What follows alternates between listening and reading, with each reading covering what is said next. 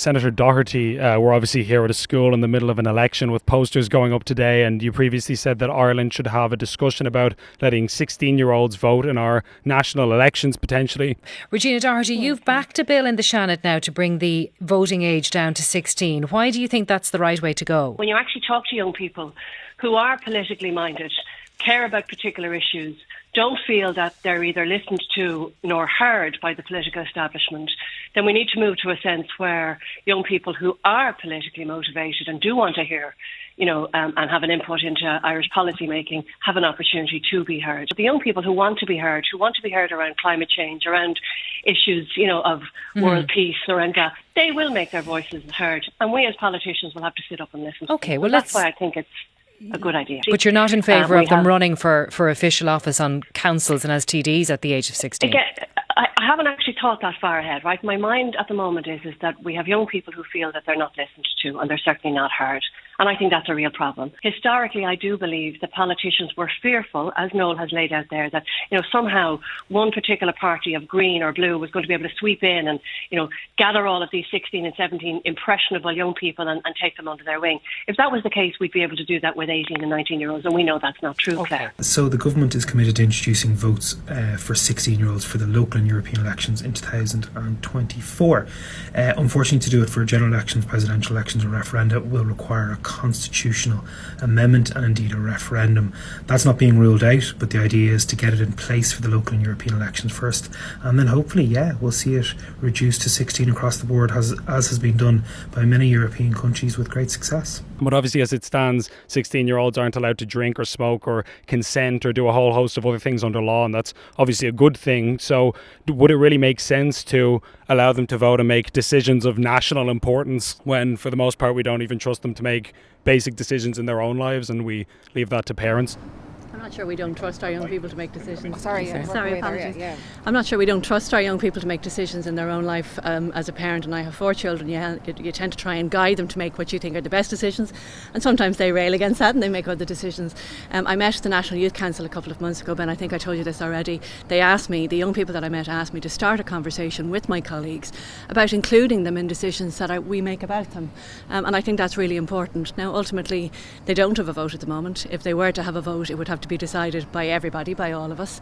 But I think there's absolutely no harm in having a conversation with the Irish people about the opinions and the views of our young people, because at the moment we are making decisions for them, and I think we need to be far more inclusive. So I'm very happy to start that conversation. Just on that note, could I just say something about making decisions about young people? In the Department of Education, we've been extremely proactive in this space. I'm very proud to say, as Minister, for the first time I ensured that students now sit around the table of partnership. So whether we have parents or whether we have management bodies or teaching unions, the students now sit there as well.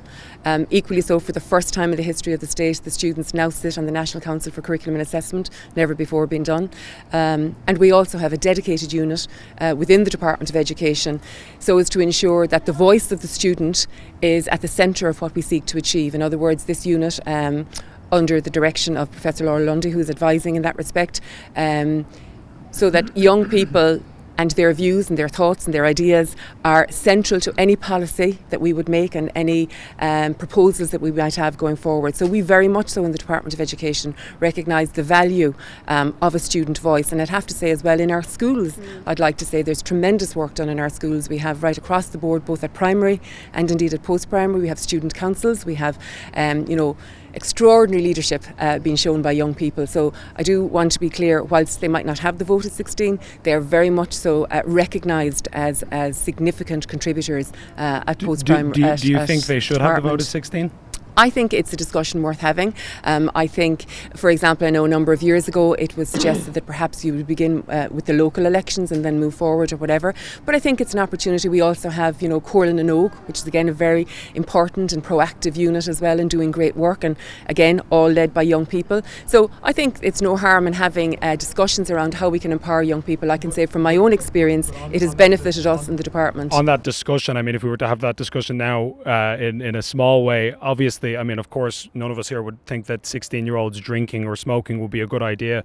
So if we wouldn't give them the autonomy to decide that, and we're all in agreement about that, I presume, then would it make sense to allow them to make decisions that have national importance, that would have an impact on our entire society. Would that be a reasonable thing to do? No, and I'm not saying that that's where the conversation might ultimately end up. I think by having a conversation, there are opportunities. So, for example, as I've said, we have found a way to accommodate and embrace the views of young people within the Department of Education. I think there's great scope in other organisations. So, for example, Corlin and Og, and how that's, and their link with the local authorities and giving them an opportunity to engage with local authorities. I think they're two very good benchmarks, if you like, and there's scope for that to be done elsewhere. It doesn't necessarily rest and fall with the vote. So having the discussion perhaps highlights good practice that's happening in some areas and potential and scope to do more in other areas as well.